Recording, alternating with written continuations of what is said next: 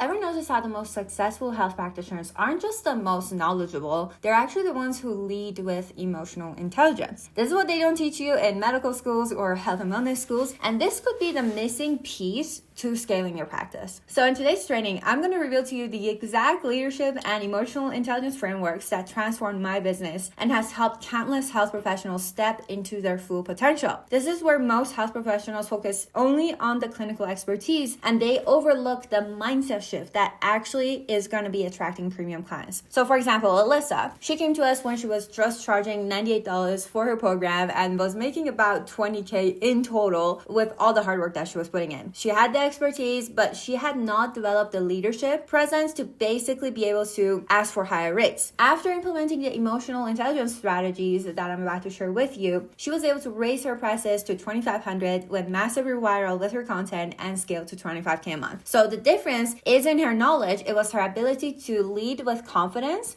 and connect authentically and have the necessary leadership that is going to be needed to take a business from just $98 course to $2,500 high ticket program and obviously $25,000 months.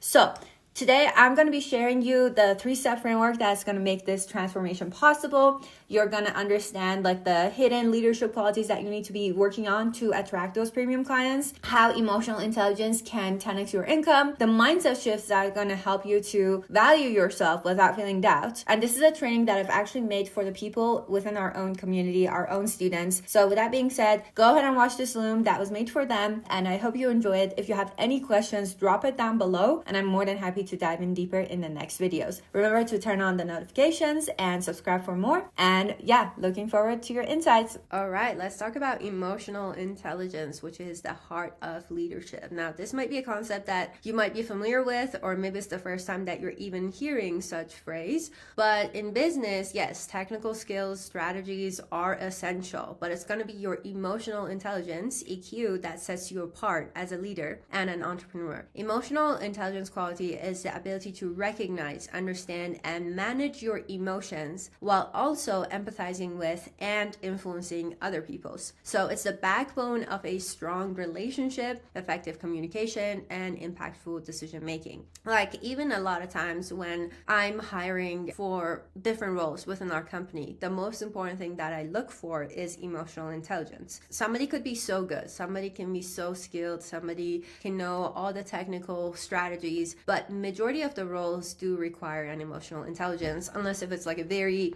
IT type of a role that doesn't require it at all. And it's important to have that EQ available. So why does it matter? Because your business thrives on relationships with your clients, team, audience, and a high EQ allows you to handle challenging conversations with grace, building deeper trust and rapport with your client, motivating and inspiring your team, navigating those conflicts and setbacks calmly, making better, less emotionally reactive decisions. And basically research shows that EQ is a greater predictor of success than IQ, especially for leaders who need to connect with others and manage their own emotions under pressure. So on another note, some leaders don't have a high EQ, and that's where typically, even if they become highly successful, their team is only there for money, not for loyalty and shared vision. What I also envision for you guys is to basically create a company environment where everyone, including yourself, would be so happy and fulfilled to be working at that place. And that comes ultimately down to you as a business owner and the leader. When you have that EQ, you're able to find talent and other people who kind of have similar EQ level that you have. And the higher you can develop your emotional intelligence, the more likely you're not only going to be successful, but you're also going to be influential and gain deeper loyalty amongst your team, your client, your audience, whatever interactions that you have in the world. The 5 components of emotional intelligence that basically determines on EQ, number 1 is self-awareness. The foundation of EQ is understanding your own emotions, what you're going through, and how they're actually impacting your thoughts and behaviors. Like we spent a lot of time in the whole mindset and self-mastery modules talking about different aspects, and obviously like being more aware of it, being aware of being proactive, reactive, adaptability, resilience, all this stuff is going to help you to develop your EQ more. Like how do you remove those self-limiting limiting beliefs, all that stuff. But entrepreneurs with strong self-awareness, they're able to recognize their triggers and they're able to avoid being derailed by negative emotions. So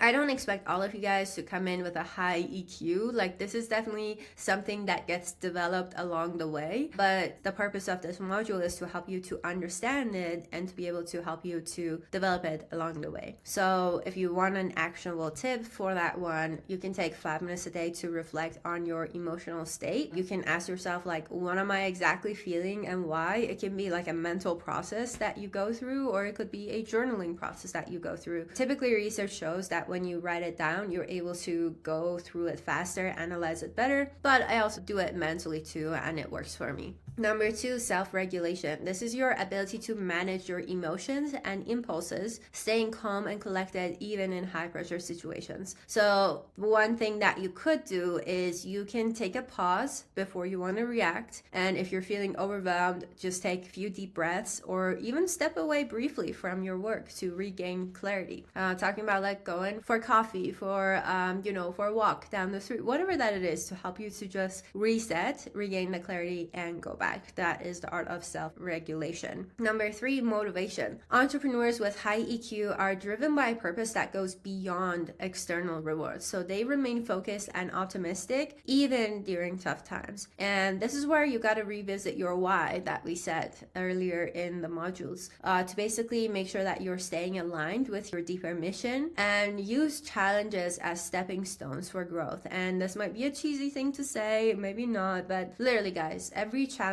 that even I've gone through personally, like, it does feel like shit, pardon my language, as you're going through it, but you come out of it with a stronger being if you know how to use it. And if you ask those questions that I told you before, like, what could I have done differently and how can I prevent this from happening again in the future? And that is how challenges become stepping stones and help you to become a better entrepreneur. Number 4 is empathy, the ability to understand and share the feelings of others. So it's going to be essential for building strong connections with your clients and teams. Focus on listening more than speaking. That is how you can build it. And reflect back on what you hear to ensure mutual understanding. And 5, social skills. So this is your ability to influence, communicate, build relationships. And entrepreneurs with strong social skills, they can lead effectively and create a positive team culture. So if you're not sure how to do that, regularly check in with your team or clients to build trust. Even small gestures like expressing gratitude does go a long way. If you appreciate someone's work, let them know. Just don't do it internally, like be like, oh my god, this person's doing such a great job. Like, actually verbally say it, tell them that. Number 6, assertiveness. So it's important to not be passive or aggressive. A truly successful human, not just an entrepreneur, a human, is someone who is assertive. So if you become passive and you can't be vocal with your needs and desires and expectations, you're basically going to fail in those areas that you're most passive about.